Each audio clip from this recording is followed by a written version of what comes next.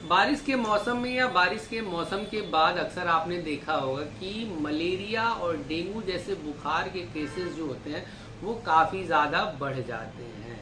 इस समय दोस्तों रेनी सीजन चल रहा है, पूरे भारतवर्ष में मानसून ने दस्तक दे दी है और बारिश अच्छी खासी हर जगह पर हो रही है, जिसकी वजह से वाटर लॉजिंग होगी, जहां तहां पानी का जमावड़ा होगा और वहां पर मच्छरों की ग्रोथ होगी, जिसके फलस्वरूप आपको आने वाले समय में ही डेंगू और मलेरिया जैसी समस्याएं देखने मिल जाएंगी। तो होम्योपैथी में कैसे हम इन मलेरिया या डेंगू जैसे बुखार से निपट सकते हैं, क्या बेस्ट दवाएं हैं, उसी की चर्चा हम लोग इस वीडियो में करने वाले हैं। तो मैं डॉक्टर दिग्विजय चौहान आप सभी का स्वागत करता हूं अपने इस चैनल। दोस्तों डेंगू मलेरिया से भी पहले अगर हम बात करें तो वायरल फीवर जब भी मौसम बदलता है, चाहे सर्दी से गर्मी हो, गर्मी से सर्दी या बारिश के मौसम में अचानक से जो वेदर चेंज होता है तो वायरल फीवर बहुत कॉमन देखा जाता है। वायरल फीवर के अगर कारणों की बात करें दोस्तों तो इसमें ग्रुप ऑफ वायरसेस आते हैं, जिनका जो एक साइकिल होती है वो 6 to 7 डेज में आपको सर्दी, खांसी, बुखार या जुकाम,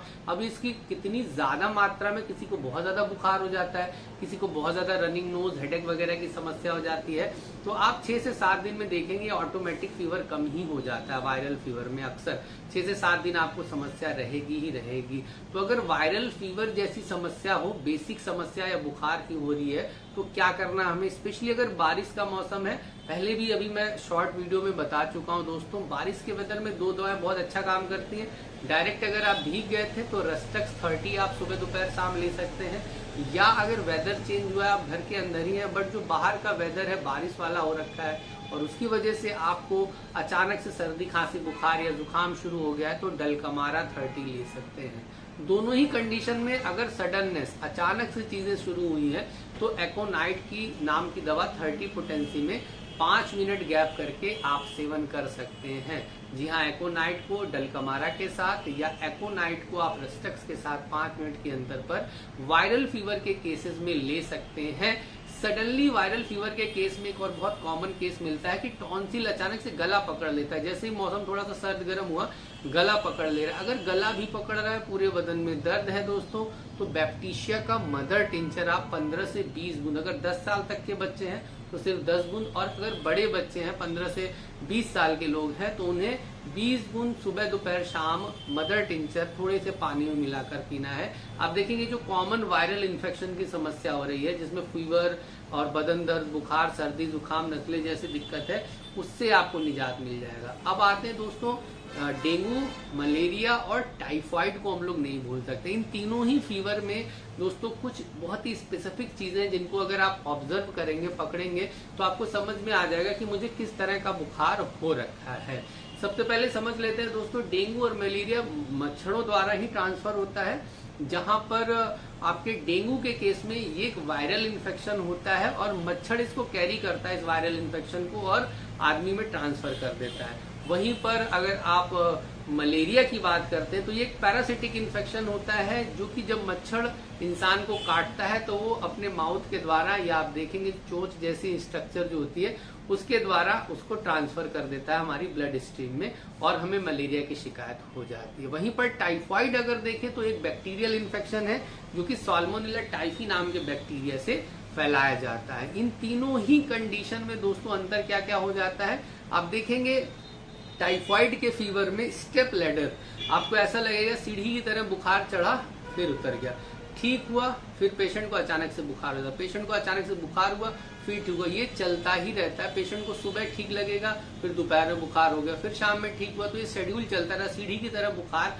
चढ़ता उतरता रहता है। इस चीज को अगर आप पकड़ पाएंगे तो आप समझ जाएंगे कि हाँ, ये टाइफाइड बुखार हो रहा है। इसी तरह मलेरिया में जाड़ा लग के चिलीनेस होती है, ठंड बहुत लगती है, पेशेंट को बहुत ज्यादा ठंडा लगेगा, तो ये मलेरियल फीवर के साइन है। वहीं पर डेंगू की अगर हम लोग बात करें तो एक बहुत ही ज्यादा स्पेशल चीज है कि बोन पेन, हड्डियों तक दर्द होता है अगर किसी को डेंगू की समस्या है। साथ ही साथ प्लेटलेट, जो कि हमारे खून की एक इकाई होती है, कोशिका होती है, अगर इसकी जांच हम लोग करवाते हैं तो उसमें प्लेटलेट बहुत जल्दी डाउन होने लगती है दोस्तों।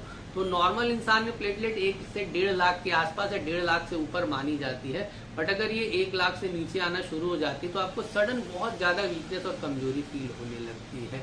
तो इन तीनों ही बुखार में आपने देखा टाइफाइड में स्टेप लेडर, मलेरिया में आपको चिलीनेस बहुत ज्यादा, ठंड बहुत ज्यादा लग रही है, और वहीं पर डेंगू में हड्डी वाला जो दर्द है, बोन पेन काफी ज्यादा मार्क्ड पाया जाता है। इन तीनों ही बुखार में दोस्तों मदर टिंचर का कॉम्बिनेशन मैं बता रहा हूँ, इसे आप बना कर रखें। आप देखेंगे 48 आवर्स, 2 दिन बीतते बीतते पेशेंट को बुखार 10 में से 8 मरीजों में आपको बहुत सकारात्मक रिजल्ट दिखेंगे।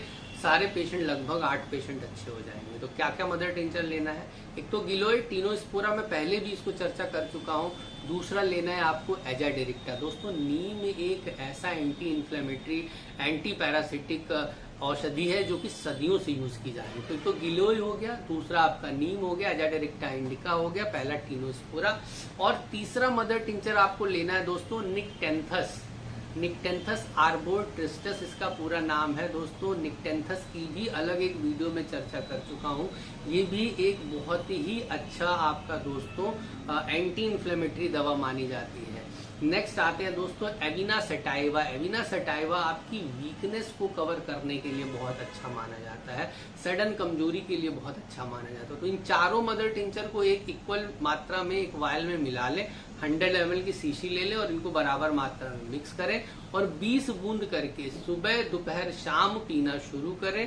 आप देखेंगे 2 दिन में आपका बुखार जो है तीनों ही केस में आपका ठीक हो जाएगा। अगर बदन दर्द बहुत ज्यादा होता है तो आप निक्टेंथस मदर टिंचर को रिप्लेस करके, निक्टेंथस दोस्तों हर श्रृंगार, जिसका मैं पहले वीडियो बता चुका हूँ, हर श्रृंगार एक पौधा होता है, इसके पूरे पार्ट से ही आप दवा बना सकते हैं।